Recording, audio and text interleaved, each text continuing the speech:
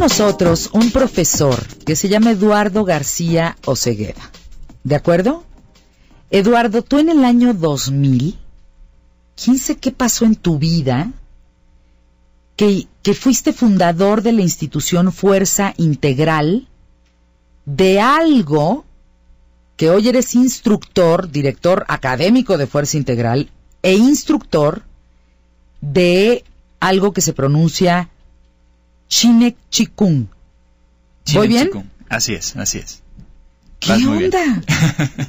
¿Qué pasó en el 2000 en tu vida para traer a México el Chine Chikung? Bueno, la historia empezó desde muchos años antes, por ahí de 1972, cuando contraje un estreptococo beta-hemolítico que causa una enfermedad que se llama fiebre reumática.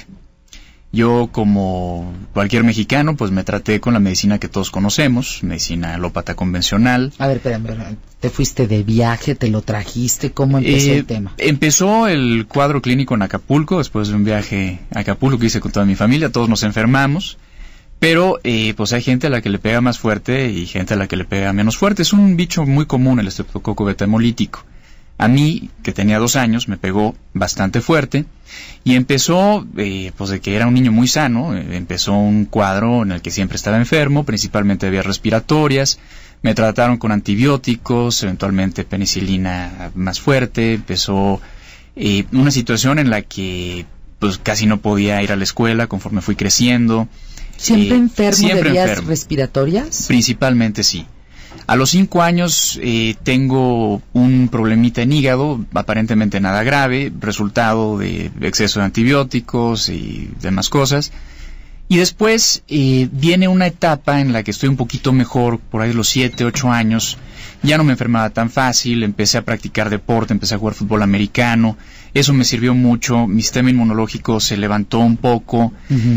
Tuve por ahí alguna cirugía de anginas, adenoides, que no me sirvió absolutamente de nada. Al contrario, después me enteré en Europa, muchos años después, de lo mal que me había sentado esa cirugía. Y en el fútbol americano empecé con dolores en huesos y articulaciones que se me trataron con cuestiones ortopédicas. O sea, los médicos pensaban que era cuestión de crecimiento, cuestión de los golpes, etcétera. A ver, ¿nos podemos detener en algo, Eduardo? Sí. ¿Qué te dijeron en Europa en relación a que te quitaran las adenoides? Bueno, muchos años después. Esto nos brincamos, sí, para entender cómo esa parte. Bueno, las anginas y los adenoides tienen sus funciones cuando se trata de levantar la fuerza del sistema inmunológico del organismo. Cuando los retiran, pues le quitan al organismo una de sus grandes fábricas de defensas, y eso pues no me ayudó en todo mi proceso. O sea, me quitan esta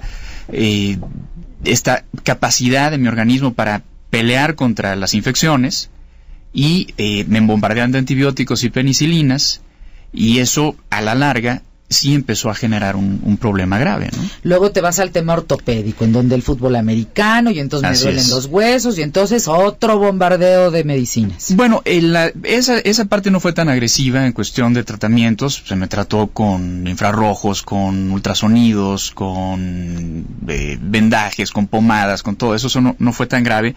Pero lo que sí fue grave es que no se entendió el cuadro, porque los médicos no se dieron cuenta realmente de qué era lo que estaba pasando con mi cuerpo. Lo que estaba pasando con mi cuerpo era que el estreptococo estaba atacando a niveles más profundos. Ah, ¿ese no se te había quitado? No, se supone que no se quita. A veces está más agresivo, a veces está menos agresivo. Y yo como herpes, ¿no? El herpes es así. Más o menos. El que tiene herpes, ¿no? Así y es. Se le reactiva una vez, pues se dormirá de repente, pero en algún momento brotará, ¿no? Así es. Y cuando empezó mi adolescencia, el estreptococo llegó más fuerte, con inflamaciones en manos, en pies, en piernas.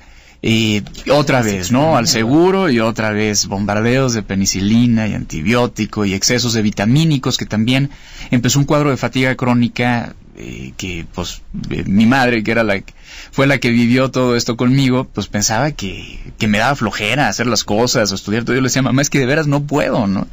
Pues íbamos al doctor y no, le hacen falta vitaminas, ¿no? Y órale, inyectadas, tomadas y de todo. Y yo seguía igual. Pero fui muy luchón, Fernanda. Mi formación es siempre de tratar de salir adelante con el fútbol americano, que viene de generaciones en la familia, y la personalidad de todos en la familia La verdad es que no le hice mucho caso a la cuestión de la enfermedad. Yo viví una vida más o menos normal, como la de todo mundo. Estudié una carrera, terminé, empecé a trabajar en una agencia de publicidad y todo iba con muchos trabajos más o menos bien, pero por ahí de los 26, 27 años mi cuerpo dijo hasta aquí y empecé a tener de pronto durante diferentes días ataques en los que no me podía mover, no me podía levantar de la cama, era como sentir que tenía un peso encima y no podía... ¿Ataques de inmovilidad? Era una fatiga crónica fulminante. Entonces, a veces para ir al baño tenía que arrastrarme de la cama al baño después de aguantar lo más posible. ¿Te dolían los huesos? ¿Te dolía Había el cuerpo? dolores, había fiebres, había mucha sudoración, había problemas de sueño. Un asunto de cansancio. Había un problema de alergias que fue una consecuencia del último mal tratamiento alópata que tuve. A lo largo de mi experiencia como paciente dentro del campo de la medicina alópata, conocí a muchos médicos muy buenos, muy honestos, que trataron de ayudarme y no pudieron, pero conocí también muchos charlatanes que abusaron de mi situación de salud, me sacaron todo el dinero del mundo y no nada más no me ayudaron, sino que aparte me dejaron peor de cómo estaba. Entonces yo terminé bastante escéptico, bastante decepcionado y llegó el momento en el que tomé la responsabilidad de mi proceso de curación. Me di cuenta que los médicos habían hecho experimentos conmigo toda la vida. O sea, mi historia siempre fue de llegar al médico, a platicarle qué tengo, a que me revisara diferentes cosas, me mandaba diferentes análisis, me mandaba diferentes medicinas y pues vente la semana que entra o en 15 días a ver cómo vas. Sí me habían mandado alguna cirugía que supuestamente era muy urgente, yo no me la quise hacer porque me maltrató mucho el médico que me dijo te tenemos que operar ya. Yo dije con este señor yo no me opero y empecé a buscar otras opciones. Me di cuenta... Tú sabes, bueno, no sé si sepas, pero cuando uno está enfermo durante tantos años, constantemente te preguntas ¿por qué a mí? ¿Por qué yo? Si siempre he sido sano, si no le hago daño a nadie, si hago deporte, si no fumo, no tomo, etcétera. ¿Por qué me pasan estas cosas, no? Y a mis amigos que comen pésimo, que fuman, que toman, no tienen ningún problema. Empecé a observar diferentes cosas en la vida. Empecé a observar que cuando hacía cosas que me gustaban, cosas que me animaban, cosas que me hacían sentir feliz, me sentía más fuerte, me sentía mejor, tenía más pila, tenía más resistencia a las alergias, tenía más resistencia a las enfermedades. Y empecé a observar estos fenómenos con mucho cuidado. Y a través de las artes marciales, que también fue algo que practiqué toda mi vida. O sea, ¿estabas en karate? Sí, durante muchos años estuve en artes marciales, de hecho fui instructor de artes marciales durante casi 10 años. Y a través de torneos y diferentes congresos conocí a algunos médicos europeos y estadounidenses que trabajan con medicina alternativa seria, medicina biológica en Alemania, otras formas de tratar la salud diferentes a la alópata convencional, ¿no? Homeopatía, kinesiología aplicada, ciertas acupuntura, etcétera, ¿no? Y empecé a investigar por ese lado, empecé a platicar mucho con ellos, empecé a aprender mucho de nutrición, me enteré de cosas que yo no sospechaba acerca de lo que comemos, cuestiones... Por ejemplo, el factor toxicidad en los alimentos, ¿no? Que yo venía, pues, como casi todos los mexicanos, de una familia en la que te dicen comer bien es comer huevos, pescado, pollo, leche, frijoles, arroz, carne. Toda la pirámide nutricional. Claro. Y te quedas en eso, ¿no? Y estos médicos me empiezan a hablar, ¿no? Pues hay una cuestión de toxicidad en los alimentos. Nuestras frutas y verduras ahora son cultivadas con procesos agroquímicos muy agresivos y mucha gente que incluso se vuelve vegetariana, si no lo hace de la manera adecuada y si no consume los vegetales y las frutas adecuados, termina en el hospital por intoxicación por todos los pesticidas y fertilizantes químicos y todo que tienen esos alimentos. Hay horarios más adecuados para consumir ciertos tipos de alimentos. Hay diferentes niveles de acidez en el sistema digestivo, en el aparato digestivo, para digerir diferentes tipos de alimentos. Entonces, cuando tú los combinas, o sea, por ejemplo, el pH necesario para digerir proteínas es diferente al pH necesario para digerir carbohidratos. Y a lo mejor el primero lo tienes a la hora de la comida y el otro lo tienes a la hora de la cena, claro, por decirte un ejemplo. Así es, y cuando tú combinas esos dos grupos de alimentos, claro, hay excepciones, ¿no? Pero cuando tú combinas en general esos dos grupos de alimentos, a tu cuerpo le cuesta mucho trabajo, le requiere mucha energía digerir esos alimentos. Entonces te sientes muy cansado, te sientes y te puedes llegar a intoxicar también cuando tienes durante mucho tiempo muchos malos hábitos. O sea, cuando consumes siempre el mismo alimento porque se te acaban las enzimas digestivas que necesitas para digerirlo. Entonces, o sea, tú empezaste a oír estos alemanes, chinos, a estos chinos todavía no. Todavía no llegabas a la onda de China, pero no empezabas a oír a través de las artes marciales a gente que te decía, oye, ¿qué onda la alimentación? ¿Qué onda con el estilo de vida? Sí. Y tú seguías con el estreptococo y seguías Yo seguía con de todas la cachiflusca. Y cada vez peor. Y cada vez peor. Así es. A ver, vamos a una pausa, regresamos con el profesor Eduardo García Osegueda. Es que si no lo platicamos así no entendemos nada, ¿no? Claro. Porque hoy resulta que este hombre es director académico de Fuerza Integral, es instructor de Chinek Chikun. No, hombre, qué va, súper pronunciación. Bien. Que lo trajo a México en el año 2000. Oye, yo hoy no te veo con cara de estreptococo, no te veo nadita enfermo, te veo una piel muy humectada, un rostro muy rozagante. Enfermito no te ves, ¿eh? No, gracias a Dios salí adelante. Ahorita seguimos platicando, juntos estamos haciendo posible. ¿Qué tal, Fernanda? ¿Qué tal, Fernanda? En imagen. En un momento regresamos.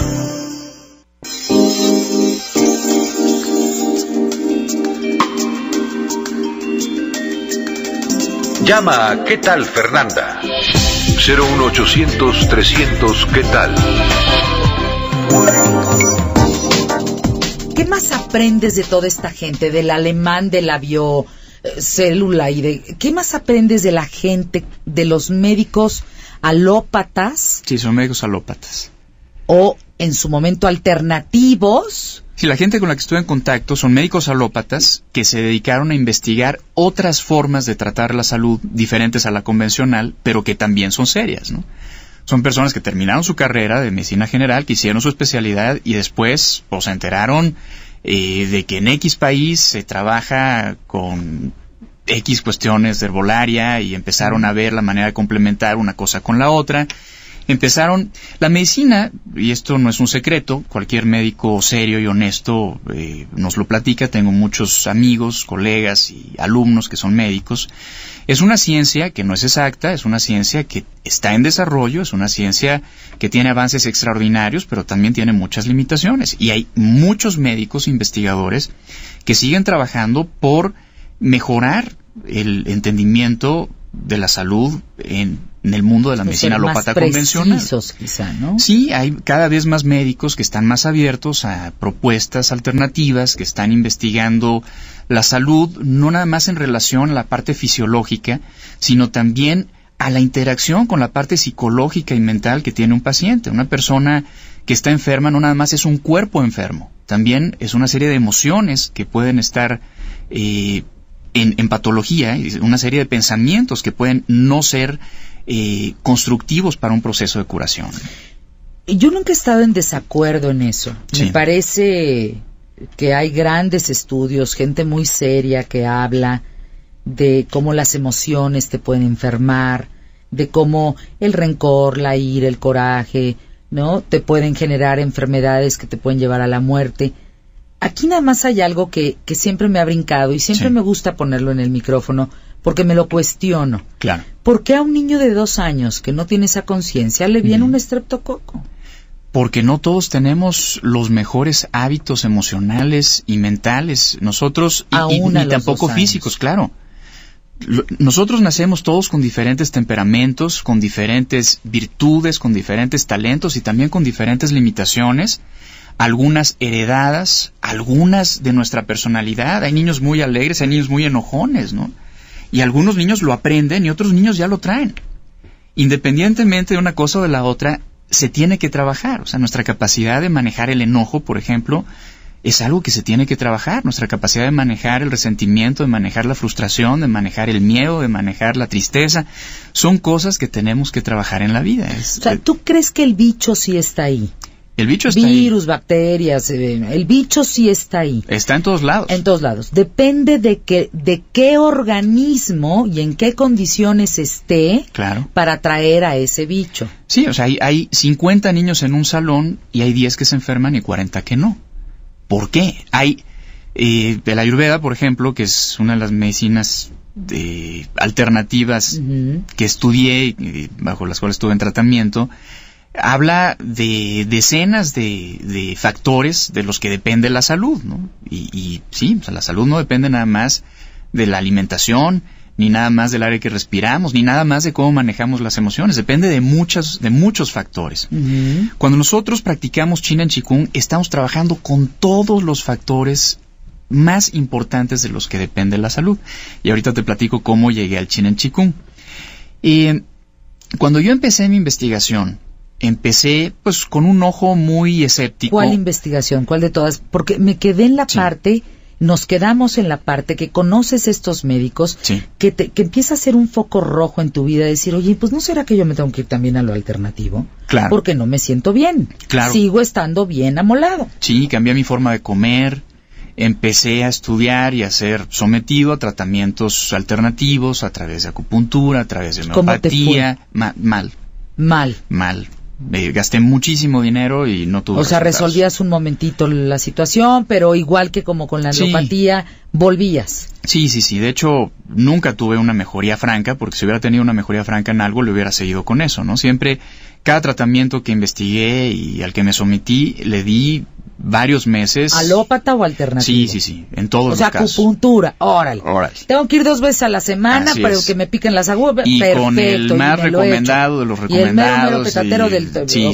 Sí, y nunca tuve Y ya acabé la acupuntura y no me ayudó nada, ahora vámonos con el chocho. Sí, llega un momento en el que te das cuenta que no va a pasar nada, ¿no? Que el médico ya no sabe por dónde, ¿no? Y vámonos con el chocho, correcto, y nada pasa con el chocho, y vámonos con...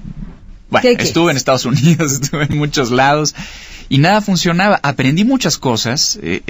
Fue algo muy interesante porque empecé a darme cuenta que lo más importante en la vida era crecer. Que no había nada que me hiciera más feliz y que me hiciera sentir más vivo que aprender cosas nuevas, que descubrir si era cierta una cosa, si no era cierta otra, si sí me podía curar, si no me podía curar. Llegó el momento en el que ya no era importante si me podía curar o no.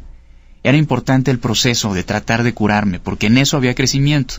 Y en eso había felicidad. En ese crecimiento había vida. Entonces empecé a dedicarme a investigar cada vez más desapegado del resultado, cada vez menos... No sanabas, pero estabas más informado. No sanabas, Exacto. pero te sentías más pleno. Exacto, y estaba participando en mi proceso y estaba haciendo pues lo más importante que pude hacer con mi vida, que era tratar de curarme y tratar de entenderme y tratar de entender por qué a veces me sentía peor y a veces me sentía menos mal y por qué a veces tenía fuerza para jugar fútbol y luego no tenía fuerza para nada durante una semana y qué estaba haciendo mal con mis emociones y qué estaba haciendo mal con mis pensamientos y estuve... también en terapia, con psicólogos, busqué, Fernanda, por todos lados, vi cosas muy interesantes en muchas de las cosas que a mí no me sirvieron. Por ejemplo, de cosas que no te sirvieron, que bueno, está bien, pero ¿qué llamó tu atención? Bueno, tuve una experiencia por ahí muy curiosa. Alguna vez que estuve en cama, vi un programa de Rebeca de Alba y César Costa, en donde invitaron a un arquitecto español que se llama Mariano Bueno. Y él empezó a hablar de algo que yo no conocía, que se llama geoarquitectura y bioconstrucción. Él empieza a hablar de cómo las cosas con las que construimos nuestras casas nos pueden afectar a la salud.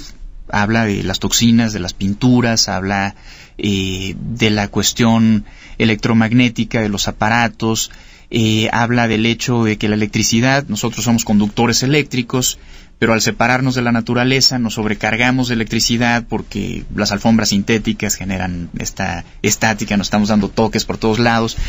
Al estar sobrecargados nos oxidamos como cualquier conductor eléctrico, como un cable de cobre. Se van oxidando. Exacto. Y al oxidarnos perdemos conductibilidad. Y al perder conductibilidad perdemos las funciones naturales de nuestro organismo, se van atrofiando, ¿no? Habla de que en Europa hay lugares, hay países en donde está prohibido construir a menos de 200 metros de un transformador eléctrico, cuando nosotros en México tenemos yo transformadores. veo uno desde mi ventana. Exactamente. Entonces habla de un montón de estudios de cómo todas esas cosas afectan la salud. Me pareció bastante coherente, me pareció bastante interesante. No tenía dinero para buscar a Mariano Bueno, ni de chiste, pero fui a comprar su libro, leí la primera parte del libro, me pareció muy interesante, razonable.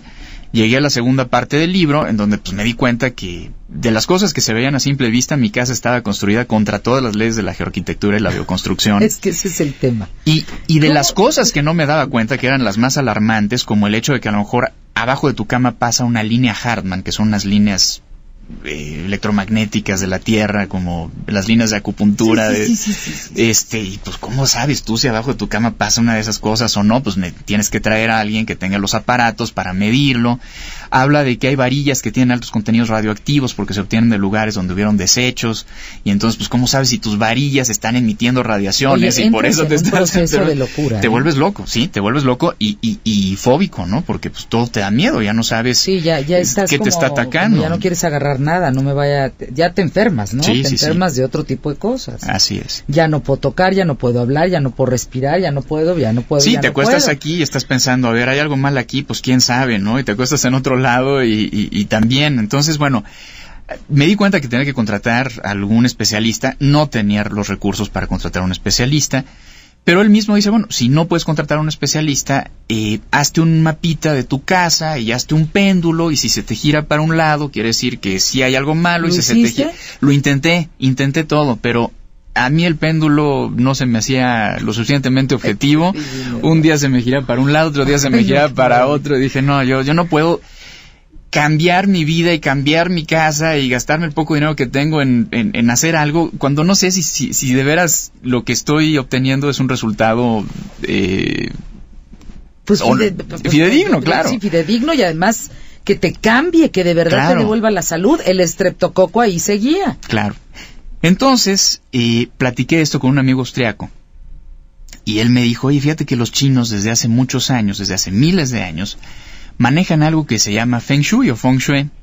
Ellos estudiaron cómo el lugar en el que vives... Oye, y en México es Feng Shui. Feng Shui. Así es. Feng Shui. Sí. Así es. Entonces, ellos estudian cómo vives. Exacto. Y cómo el lugar en el que vives puede afectar no solo a tu salud, sino a todos los demás aspectos de tu vida. Yo, por prejuicio y por ignorancia, la verdad es que no les tenía nada de confianza a las cosas chinas. O sea, a mí me hablaban de chinos y yo salía corriendo para el otro lado. Y yo le dije a mi amigo, oye, en primer lugar, los chinos, aguas con los cuentos chinos. En segundo lugar, los chinos hace miles de años ni pintaban con las pinturas que pintamos ahora, ni tenían transformadores eléctricos, ni usaban alfombras sintéticas, o sea, es otra historia. Entonces me dijo, bueno, pues pues se me ocurre, a lo mejor te interesa, ¿no? Pero yo lo que decía es que ¿cómo saber si hay una línea Hartmann abajo de la cama, no? Entonces salgo de casa de mi amigo, me subo a mi coche y prendo el radio, y lo primero que oigo, era la primera vez en mi vida que había oído hablar del Feng Shui. Entonces prendo el radio y oigo curso de Feng Shui en la Colonia del Valle. Ay, no, Eduardo. Y yo dije, una señal. Pero en algún tiempo de mi vida, tratando de entender el porqué de las cosas y tratando de entender el idioma del universo, me guié mucho por señales y me fue fatal. Entonces, a la hora que dije una señal, no creas que dije, sí, voy al curso de Feng Shui, sino que dije, a lo mejor ay, ¿qué es esto? Esto es algo raro, ¿le hago caso? ¿No le hago caso? A ver, vamos a una pausa, regresamos con el profesor Eduardo García Ocegueda. Te está dando gusto recordar todo esto, ¿no? Sí. Porque, ¿sabes qué? Me encanta que lo compartas, porque tú sabes la cantidad de gente que se cae. Sí. Uf, bueno. Hoy eres profesor, Eduardo García Ocegueda, eres instructor, eres director académico de Fuerza Integral. Cuando yo escucho tu historia, me doy cuenta que todos pasamos por eso mismo. Sí. Yo veo gente que ha invertido cursos, dinero, tiempo, esfuerzo, en unos gurús, híjole, no, bueno, que no tienen vergüenza. Sí. Y de repente, ¿cómo encontrar lo que sí te conviene? ¿Cómo encontrar lo que verdaderamente sí te va a hacer bien? Sí. Entonces, cuando te empiezan a vender los talismanes y el asunto del Feng Shui, tú dices, váyanse al cuerno, me quedo con la parte que me hizo clic ¿Y sí, qué más? Yo hablé con la instructora al final del curso y le dije, oye, si algo he aprendido en mi vida es que no puedo creer que mi plenitud, mi salud, mi bienestar dependan de mi casa. O sea, seguro influye, seguro tiene que ver, pero tiene que ser algo mío. Tiene el resultado que yo estoy buscando tiene que ser el resultado de un cambio interno. Es que lo único que tenemos en la vida somos nosotros. Así es. Y me dijo, sí, efectivamente, estos son curas, son opciones, pero hay otras formas de hacer Feng Shui. Yo le dije, es que yo quiero saber lo que los grandes maestros chinos tuvieron que haber desarrollado para enterarse de estas cosas, antes para de descubrir una tela estas roja, cosas. Una tela con durazno, ¿no? Claro, y esa sensibilidad de decir, esto no está bien, aquí sí fluye el chi, aquí no fluye el chi. Yo quiero saber qué es el chi, cómo se hace eso, si existe, si no existe, de qué se trata, ¿no? Y me dijo, bueno, pues lo único que se me ocurre es que te vayas a estudiar con el maestro que trajo esto a Occidente y pues que te enseñe el fondo de esto, ¿no? Y bueno, me sorprendió tanto lo que vi el primer día que dije, a lo mejor. Empecé a hacer algunos preparativos, empecé a pensar en irme a estudiar con él. ¿A China? No, él está en Estados Unidos, tiene un templo en Berkeley y otro en Nueva York, y es famoso a nivel mundial, es un hombre que ha hecho Feng Shui en la Casa Blanca. ¿Se llama? Hijo, no me acuerdo el nombre. X. No me acuerdo el nombre porque ahí se acabó la historia. Ahí se acabó la historia. ¿Fuiste y te diste cuenta que No, nunca fui. Estaba yo en los preparativos de irme para allá, estaba yo ya decidido a investigar, porque no tenía yo otras opciones, Fernanda. Ya de medicina alópata ya había visto todo, de medicina alternativa ya había estado también en todo lo que se ve más serio, más decente, más loable, y nada me había servido. Debo aclarar que sí vi gente salir adelante de muchos problemas a través de otras cosas, pero que a mí no me sirvieron, ¿no? Entonces, realmente ya no tenía muchas opciones. Estaba pensando en irme a Estados Unidos y hablando con la gente de este maestro, con su secretaria y la gente que está a cargo de su agenda, cuando viene a México de Europa un terapeuta que trabaja con medicina biológica alemana y con kinesiología aplicada de muy alto nivel en España. Este hombre venía a México en aquella época una vez cada 2 meses. Una de mis hermanas lo fue a ver, llegó sorprendidísima a platicar a casa de mi madre. Voy. Y dije, bueno, pues yo ya había estado en tratamiento de kinesiología aplicada en Estados Unidos y había visto cosas muy sorprendentes. A mí no me funcionó, pero había visto cosas muy interesantes. Entonces, cuando llegó mi hermana a platicar de este señor, me di cuenta que manejaba las cosas a un nivel muy superior a lo que yo había visto en Estados Unidos. Entonces dije, lo voy a ir a ver qué me dice. Este hombre me acuesta en una camilla, se pone a mover mis manos, a hacer, no sé si conozcas la kinesiología, pero para quien no conoce, es un método principalmente de diagnóstico en el que se evalúa la respuesta muscular que tiene el cuerpo ante cierto estímulo. Un buen kinesiólogo puede medir cuando el cuerpo entra en estrés, y eso quiere decir que algún componente lo está agrediendo, y a través de eso pueden diagnosticar problemas muy serios con mucha efectividad, con mucha exactitud. Él en media hora me hizo el mejor diagnóstico que jamás alguien me había hecho. No nada más me dijo cosas que habían salido en mis últimos análisis alópatas carísimos que me hicieron en el ABC y que se mandaron a Estados Unidos, sino que también me dijo cómo me sentía, que era algo que los doctores nunca entendían. O sea, yo iba con un doctor y me decía, usted está más sano que yo. A la siguiente semana iba con otro doctor y me decía, yo no sé cómo puede usted estar ahí parado, está muy grave, ¿no? Entonces, este hombre me hace un diagnóstico muy coherente, y a mí me sorprende mucho, y empiezo un trabajo con él, me olvido de la cuestión del Feng Shui, me dedico a tratarme con él, empiezo a hacer un tratamiento difícil porque en México no existen los medicamentos que él me estaba mandando. Entonces, pues yo hacía lo mejor que podía, aparte todo era carísimo, no me lo cobraba él, sino que pero las medicinas eran carísimas y yo no tenía los recursos, ¿no? Llega el momento, Fernanda, en el que vendo mi casa. ¿Es en serio? Sí. Vendo mi casa. Él me invita a Europa. No vendí la casa para comprar los medicamentos. Vendí la casa porque ya no podía estar en la Ciudad de México, porque ya no podía trabajar en donde yo trabajaba, porque ya mi cuerpo no estaba funcionando y ya no podía mantenerme. Entonces vendí la casa para buscar otra manera de resolver mi situación económica y seguir buscando la posibilidad de curarme. Este especialista me dice, Eduardo, tu condición es muy grave, pero yo no te puedo seguir testando en la Ciudad de México porque hay muchos agresores en el medio para ti.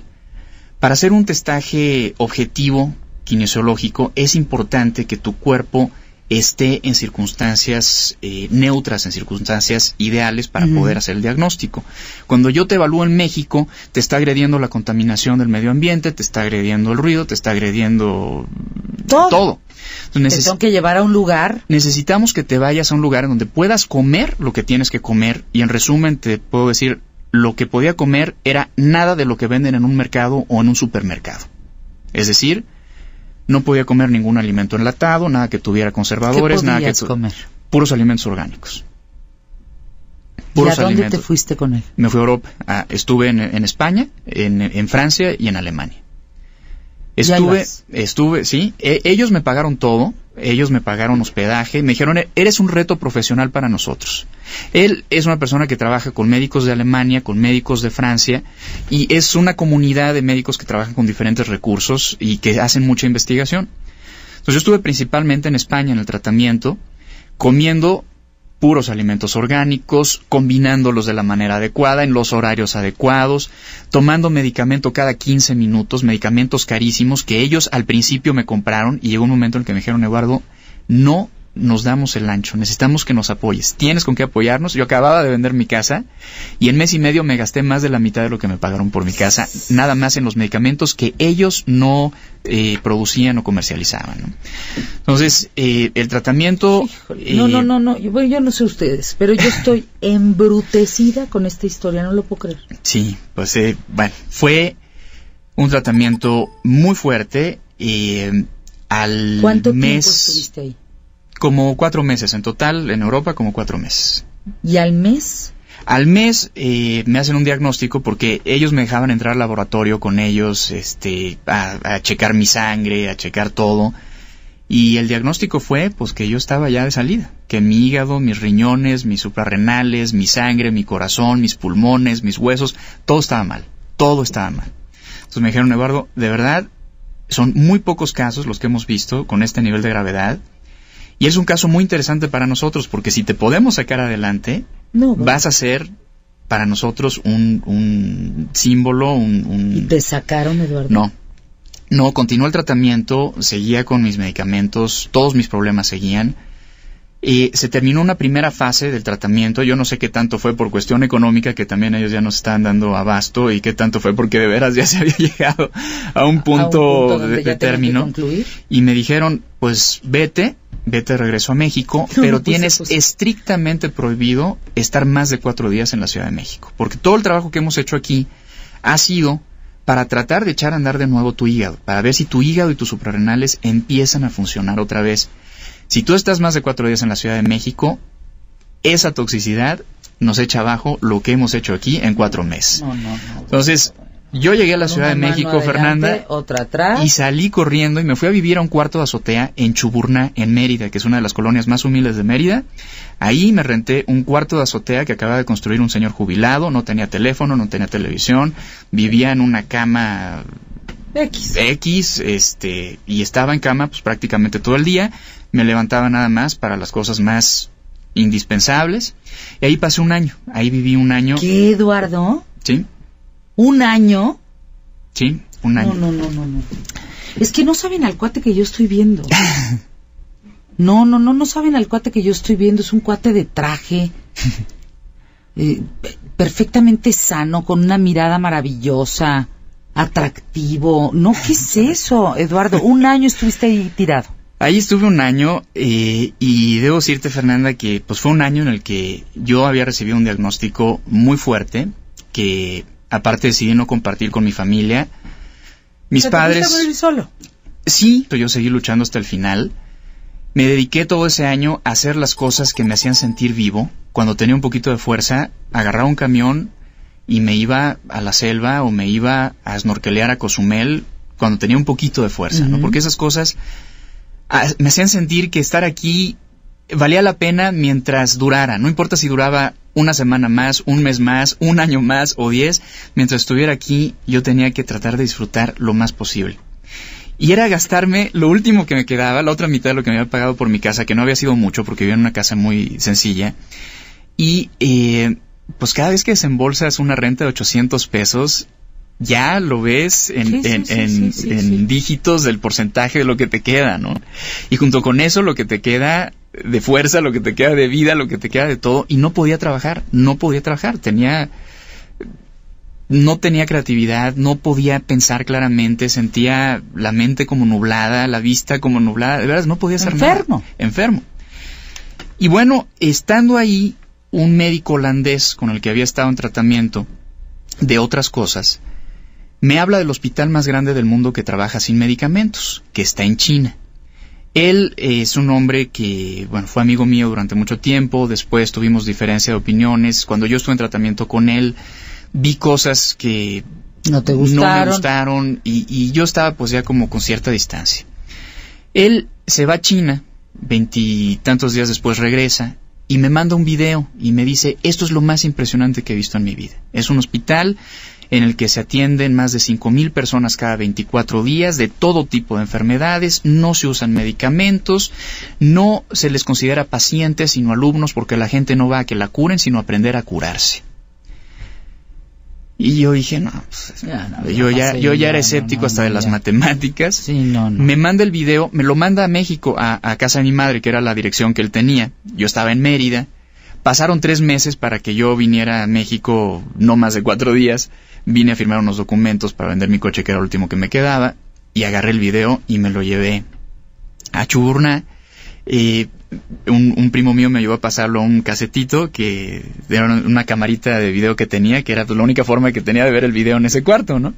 Y me puse a practicar con ese video. Estos ejercicios son unos ejercicios físicos muy sencillos, parecidos a los estiramientos que hacemos en las mañanas cuando nos levantamos, o sea, nada del otro mundo.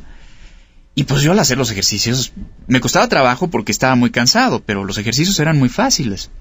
Y yo decía, esto es absurdo, ni modo que me cure haciendo estos ejercicios. Esto, claro. Pero en una semana empecé a tener unas reacciones horribles, reacciones durísimas. Me dolieron cosas que nunca me habían dolido y me habían vuelto a salir cosas que se habían controlado desde hacía muchos años con medicamento y me alarmé, pero también me despertó mucha curiosidad porque dije, algo, por increíble que parezca, algo está pasando. Me está haciendo, sí. Entonces le escribí a mi amigo y pues por su respuesta me di cuenta que yo tenía que investigar por mi cuenta y pues decidí irme a China porque los cambios fueron tan tangibles, no fueron agradables en lo absoluto, fueron alarmantes. Pero cambios, más cambios que los que tuve con cualquier cirugía, con cualquier inyección, con cualquier medicamento. Dije, me voy a China y me voy a investigar a fondo.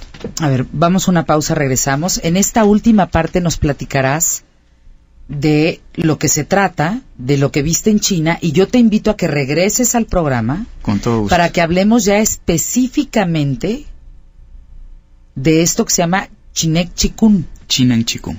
Chinek Chikun. Bien. No, qué historia. Mira la cara de todos. Así me tiene a mí también. Pausa, volvemos. Llegas a China. Sí, bueno, eso se dice muy fácil, sí, pero fue todo un... Viste en chino, ¿no? Llegas a China, donde fuiste renuente desde un principio y ahí estabas. Sí. ¿Y a quién buscas?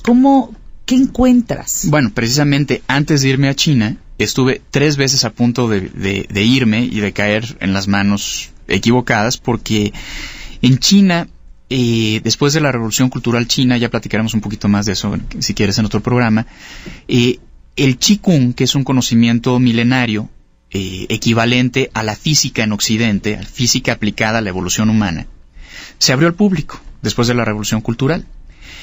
Y a raíz de esto, en China, de pronto todo el mundo ya era gran maestro de Qigong, entonces todo el mundo enseñaba Qigong.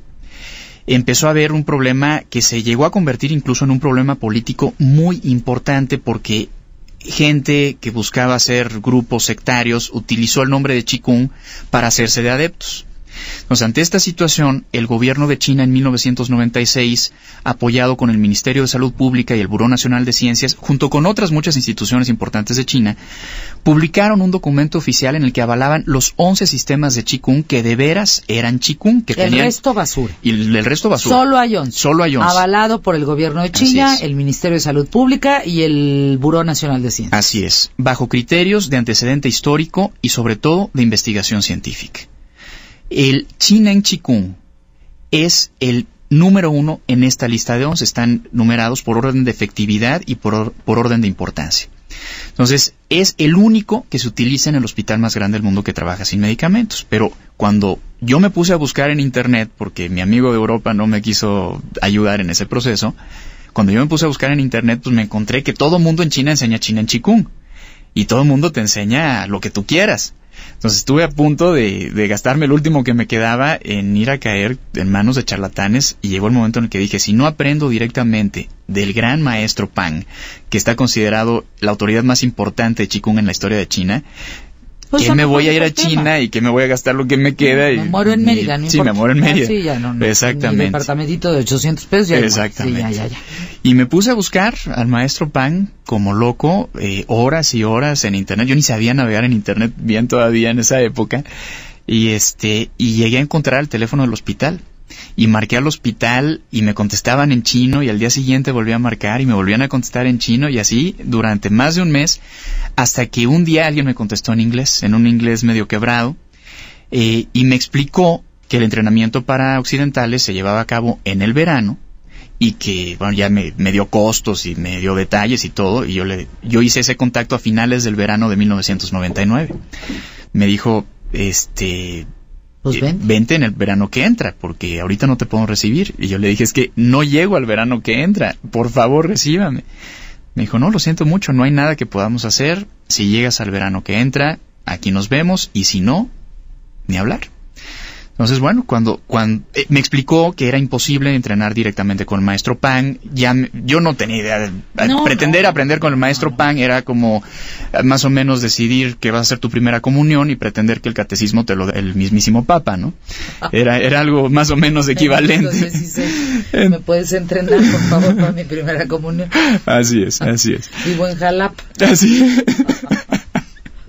Sí, no. Y bueno. Sí. Entonces, en ese momento dije, bueno, pues yo ya hice lo más que pude, hasta aquí llegué y lo dejé. Y unas semanas más tarde me llega un comunicado de esta maestra en la que me dice, parece que hay yuan. Yuan es un término chino similar a lo que nosotros en Occidente conocemos como destino, sincronicidad. Me dice, parece que hay yuan, Carlos, porque yo soy Carlos Eduardo y ella me decía Carlos.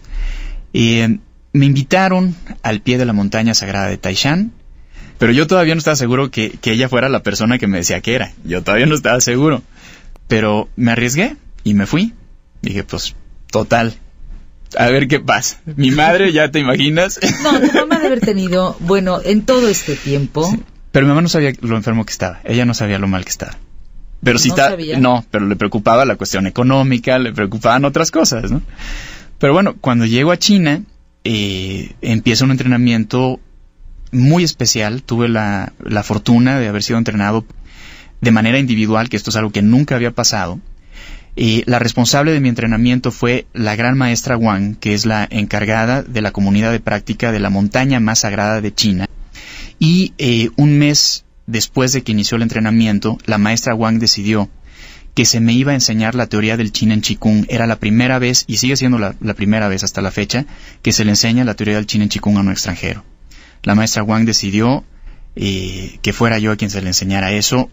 3 maestros trabajaron conmigo de una forma impresionante, pero yo nunca me sentí mejor en China.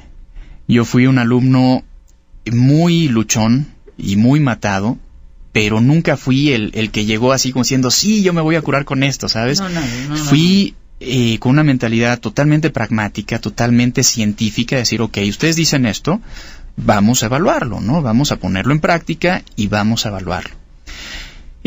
Yo creo que fue algo que los maestros apreciaron. Se dieron cuenta que estaba yo ahí por una búsqueda muy real, muy honesta, principalmente por salir adelante, y después pues también por aprender, por entender, por ver si era cierto que el ser humano tiene la capacidad de superar cosas por sí mismo que no pude superar con medicamentos y que no pude superar con cirugías y que no pude superar con otras formas de tratamiento. Y llegó un momento en el que los maestros me llamaron Lin Yang Lao Shi, instructor Lin Yang, fue un nombre que ellos me dieron, y me dijeron, ya estás, ya te enseñamos todo lo que el maestro Pang nos ha enseñado, y ya estás listo, y vas a enseñar China en Qigong.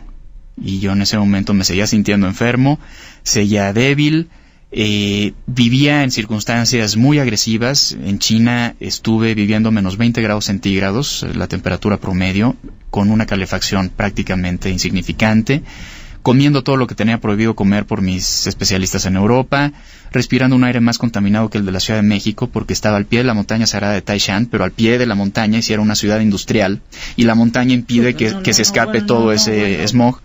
Entonces, bueno, fue muy agresivo China para mí. Yo en China, los maestros me decían, tú estás cambiando mucho, pero no te das cuenta. Y yo pensaba que me decían eso nada más para echarme porras, ¿no?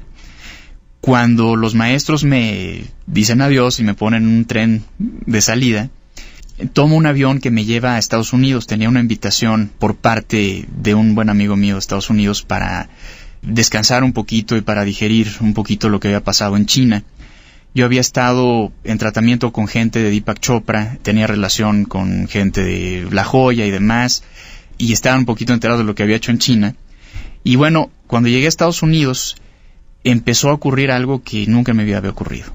Empecé a superar un padecimiento tras otro en cosa de días. O sea, primero mi piel empezó a cambiar, yo tenía problemas en piel, empezó a cambiar mi nivel de fuerza. Tenía una de las cosas, te va a sonar ridículo, pero una de las cosas que hasta la fecha todavía a veces me crean un nudo en la garganta. Uno de los primeros cambios que yo vi fue mi primera mañana en Carolina del Norte, al día siguiente que llegué de China. Me levanté al baño y estando en el baño me di cuenta que por primera vez no me había costado trabajo pararme al baño. O sea, me encontré de pronto en el baño. Y para mí eso fue una cosa, Fernanda, que me era totalmente desconocida. No sabes la sonrisa que yo me veía en el espejo y decía, sí cambió algo. Y empecé a comer todo lo que tenía prohibido comer, y empecé a vivir como una persona normal, y empecé a estar cada vez mejor, y al mes de estar en Estados Unidos me di cuenta que era una persona completamente saludable. Nos vamos a tener que despedir. Creo que es el peor momento para despedirnos en este instante, pero se ha acabado el tiempo. Eduardo García, danos tu teléfono, dónde se puede comunicar la gente contigo para pues ser parte de esta Academia de Fuerza Integral. Sí. Yo me apunto, por ahí empiezo. Supuesto. Pero regresa a platicarnos esta segunda otra parte, que es pues, también la mera petatera. Claro. ¿Dónde te podemos localizar? Bueno, tenemos un teléfono en la Ciudad de México que es 5235-7198 y tenemos una página de internet que es fuerzaintegral.com. Gracias, Eduardo García. ¿Pronto? Claro que sí, Fernanda, cuando tú dispongas, con todo gusto. Uy, si yo les dijera con qué me quedo de esta plática. Gracias, mi querido Eduardo García Oseguera. Ahí están los teléfonos en la Ciudad de México, 5235-7198 y www.fuerzaintegral.com.